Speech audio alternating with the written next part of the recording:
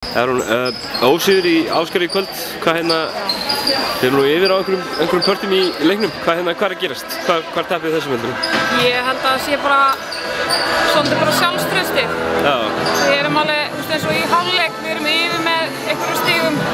En bara svona hvernig við löpum inn í hálfleikinn, það var bara, við vorum bara svolítið pirraðar og það var náttúrulega erfitt. Við erum búin að vera að tapa alveg 10 leikjum í röð held ég. Já.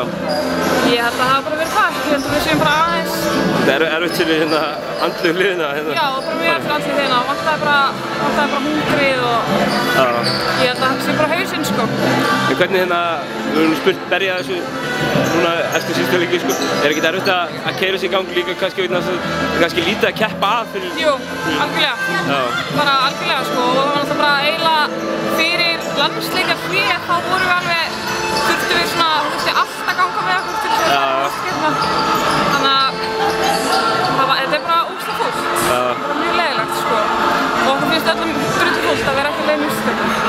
Þú fáið eitt leik á móti núna í restina á móti liðinu sem er fyrir neðan ykkur. Já.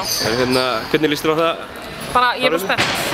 Jú, bara gaman. Og þetta er náttúrulega leikurinn við erum að fara inn í sumarið. Maður er náttúrulega að enda síðasta leikurinn. Endaði á einu 200 hafi? Já, það skiptir alveg mjög miklu máli þannig að við komum alveg mótiverðar þann leik, alveg 100% sko.